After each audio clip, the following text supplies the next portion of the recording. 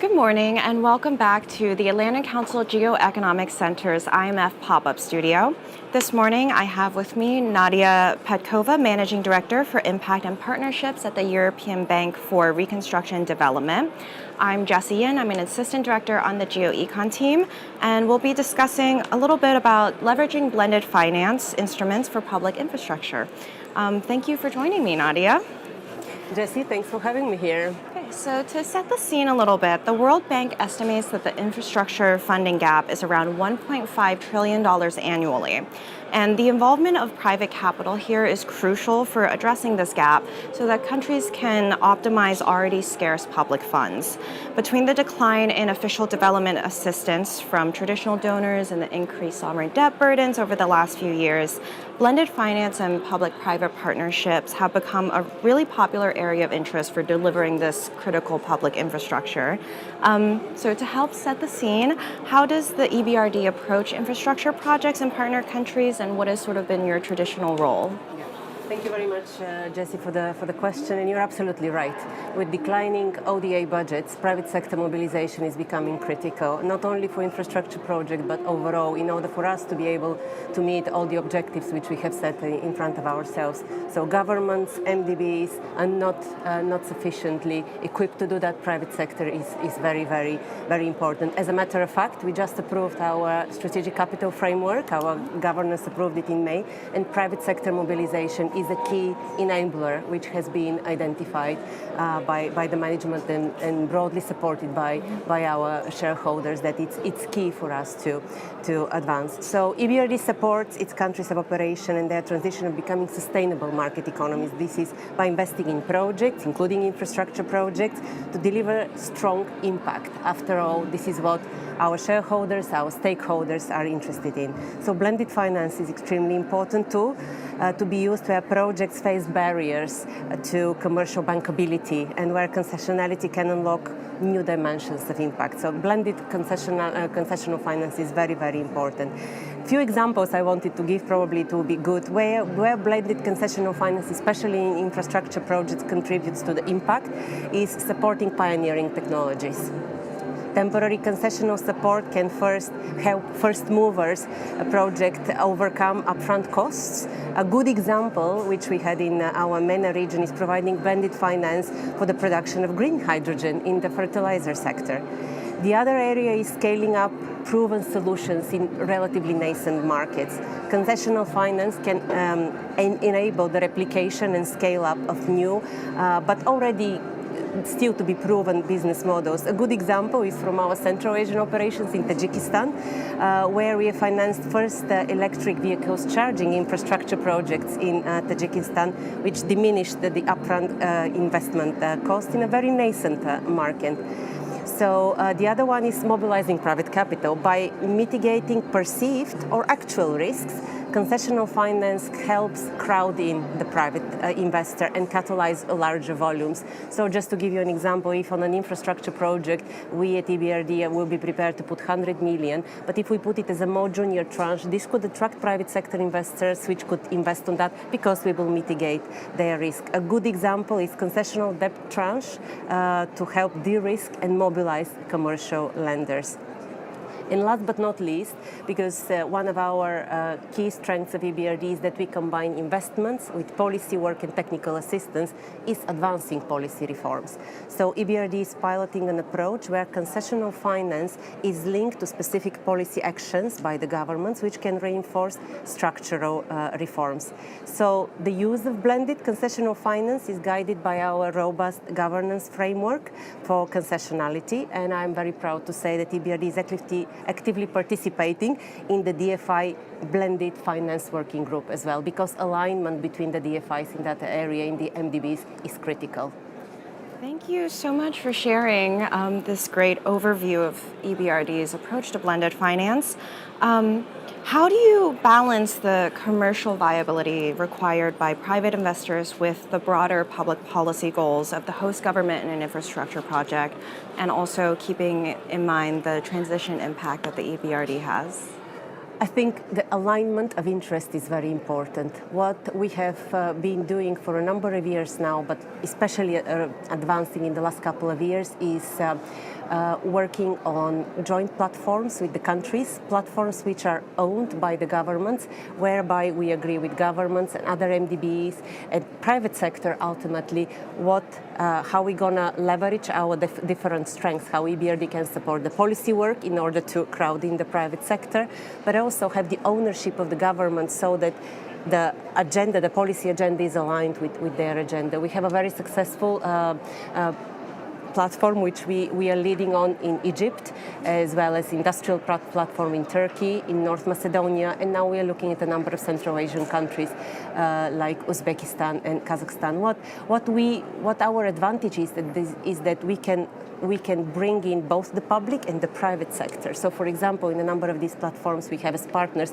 some of the green climate funds, if the platform is aimed at energy transitioning, like for example, the one in Egypt. So we bring in the public, the private, but also other stakeholders to support initiatives which are ultimately owned by the governments. This is a very powerful tool, and we plan to advance in that area further.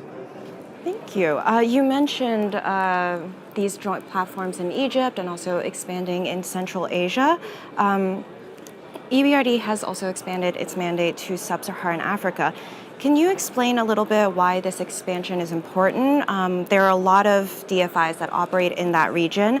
How do you envision EBRD balancing the different needs of this region while development assistance is shrinking and really being able to cooperate with the DFIs in that area? Yeah. No, that's a very good question, and you said it, that indeed ODA budgets have been slashed across the board, and assistance is shrinking. So that's why it is upon us as DFIs and MDBs to coordinate between ourselves, but also to be more robust in the way we use donor funding, given that it's going to become scarcer, unfortunately, or fortunately, because this will instill discipline on us to really use concessional finance only when it is needed. So sub-Saharan Africa is a new region for us. We are entering in 6, as of the moment, 5 of the 6 countries have become countries of operation, namely Kenya, Senegal, Benin, Cote d'Ivoire, and Nigeria, and we are hoping that Ghana will also join by the end of the year. One of the distinguishing models of EBRD is that we have boots on the ground. In all of these countries, we're going to have offices. As we say at EBRD, we're going to breathe the same air as the private sector, because we have a private sector mandate. In order to understand better the needs of the private sector and to be able to respond to these needs in an adequate manner, we need to be there. We need to work closely with the private sector to understand that. So we are opening an offices as we speak there. We already have our first investments processed through the internal machinery, and we really hope to be able to sign the first transactions in sub-Saharan Africa. I just wanted to point out one thing, that this is not to distract us from also the mandate of the bank, because we are the largest investor in Ukraine and will continue to support Ukraine. We have received a capital increase by our shareholders to support Ukraine. We invested over 8.5 billion since the war started in Ukraine, focused primarily on energy infrastructure, food security, and Ukraine continues to be a very important country for us, and it is a core strategic priority of the bank. This being said, we are entering sub-Saharan Africa because we have something to give to the region, and we believe that our model, a combination of private sector, mobilizing the private sector with our policy angle, and particularly with our work with SMEs, will make it a distinguishing factor for us as we enter as you said, the crowded space in sub-Saharan Africa. But I think the important thing, and we are focusing very much on that, it's coordination, because we need to make sure that we are offering complementary services and products to what has been already offered by other MDBs and IFIs, DFIs active in the region for decades. So we, as a new kid on the block, as we call it, will need to coordinate. We need to make sure that we bring value, and we come ultimately as a united DFI/MDB front for sub-Saharan Africa, because the needs are huge. Yes. The needs are huge, and there is space for everyone as long as we coordinate and make this a joint effort. That's Good to hear. Thank you for the explanation. I want to touch on your role in Ukraine in a little bit, but first, you mentioned having this boots on the ground office in these new regions. Often, infrastructure projects have long gestation periods from forming the guarantees and corralling relevant stakeholders to the actual construction timeline. Does having these offices on the ground help you with this coordination, and how do you keep long-term impact in mind in these sort of like long processes? It's a very good question, because although we are very much a project-driven institution, project finance-driven institution, systemic impact doesn't come with one project. So it is very important to keep a long-term perspective. So the work with the SOEs and the infrastructure projects gives us exactly this angle to have a long-term engagement with the government, to craft policies which are needed, especially when policies need to be adjusted, amended, or changed for that matter. So the long-term perspective is always in our mind when we invest in any country. In most of the countries, we are there for decades. We are there for sunny and for rainy days. So the fact that we are there working both with the governments as well as with the private sectors gives us this long-term perspective, which ultimately will help us achieve the systemic impact which we are aiming for to achieve in our countries of operation. So we engage early on the policy agenda with the SOEs and the government. We are there for the long term. We implement projects. The implementation projects of time for some projects is very long, but we do bring technical assistance. We do bring the policy angle. We do bring consultants who help governments work hand in hand in order to be able to implement these projects. Because sometimes what we see in a number of countries is lack of capacity at the government level. When there are too many infrastructure projects running at the same time, government just don't have the capacity to cope with all of them. That's where we come into the picture also with our technical assistance, with our consultants to help, because implementation is the most important thing. It's not important for us that we sign money needs to work. They need to be invested in the actual infrastructure. So the technical assistance and the policy angle is extremely important for infrastructure projects, as well as project preparation. In order for project to become financeable, it needs to be prepared. This is also where our technical assistance go. It's extensive. Our sustainable infrastructure group relies a lot on donor support to help them structure projects and implement projects, but this is part of what we have done for 35 years, and we are quite confident we will be able to do that in the new regions which the bank is expanding to. I'm glad you said that, because I think in addition to debt burdens, it's also important to keep in mind the local government capacities and sort of helping to support that and minimizing the sort of overload of sort of coordinating these projects, and also the sort of like impact evaluations that would have to go in to make these sustainable projects. So you mentioned earlier that EBRD obviously has a major focus on Ukraine right now, and will deeply be involved in any sort of reconstruction efforts. You mentioned that it's been involved in Ukraine longer than any other development bank. So you've really become this sort of knowledge hub on how to improve Ukraine's economy and like economic reforms before the invasion. How have you been able to help bring in capital and stakeholders to a very complicated investment situation right now? What has the cooperation been like with other MDBs or DFIs? And just, like being able to step into this role because of the groundwork that you'd laid before. Yeah. No, absolutely. Ukraine has always been a priority for us, but now more than ever, it is an absolute priority for us.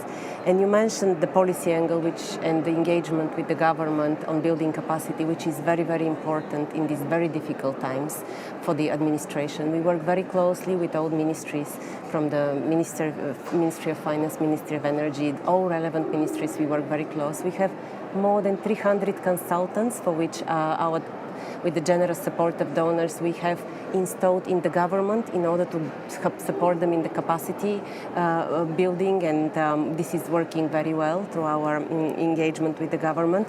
The coordination with the other MDBs is done through our Ukrainian donor platform, which, by the way, the next gathering is going to be in November in Kyiv, where I'm also going to.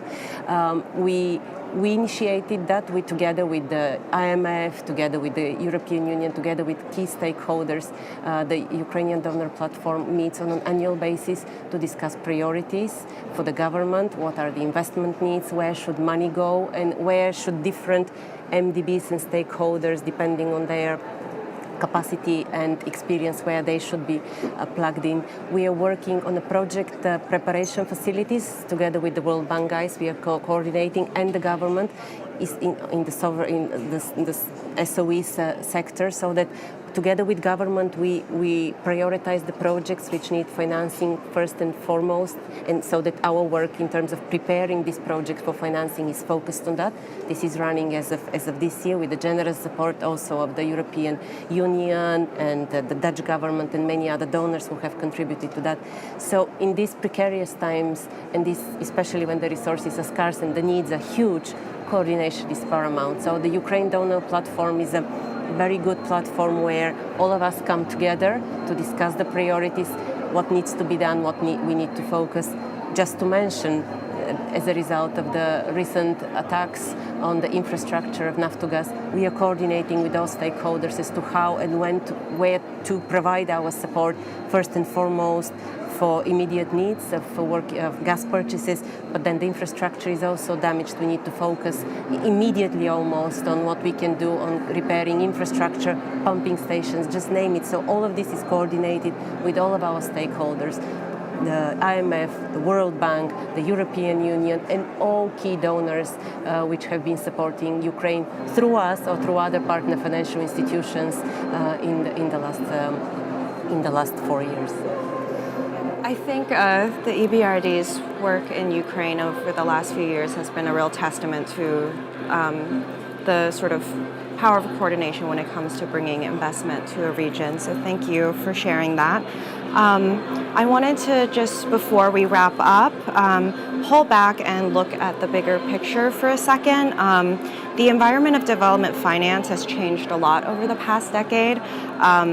There's obviously been this sort of retrenchment from the U.S., seemingly like pullback with this administration, but also there has been the emergence of new lenders into this space, the move from like ODI and loans to a focus on investment. I was just wondering, sort of with this seeming sort of like geopolitical angle that some people are bringing to development finance, how you see EBRD's continued role in shaping this conversation and shaping discourse around development.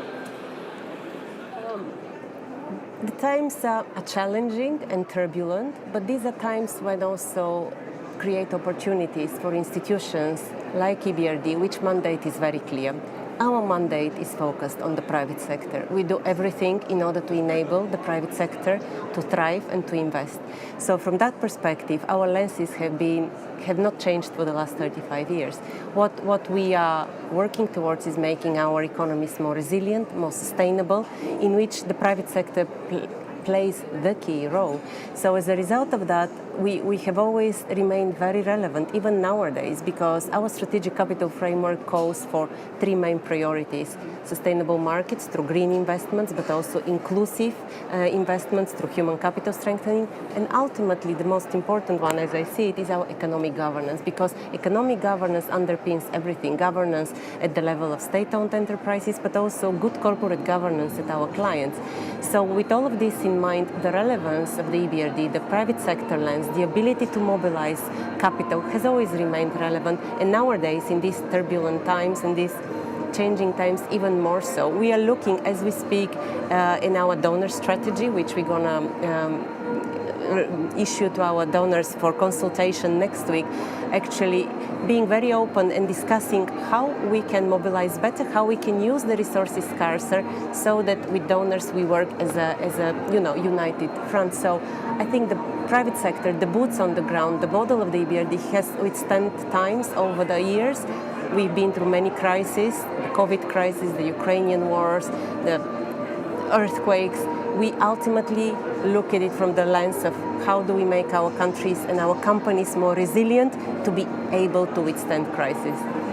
So I'm quite confident that the role of EBRD will only expand in the future and strengthen. Thank you. I just want to thank you again for your time and taking time out of a very busy week to have a conversation with us. Do you have any last thoughts that you would like to share? No, I wanted to thank you. I always find these meetings very good opportunity to bring different stakeholders together and to have meaningful discussions. So I'm looking forward for the last 2 days of my stay here and making the best out of it. Thanks for having me. Thank you so much for your time. And next at 11:30, our programming will be the IMF's Amedosai on Sub-Saharan Africa's economic outlook, moderated by Ambassador Ramayade. Thank you for joining us.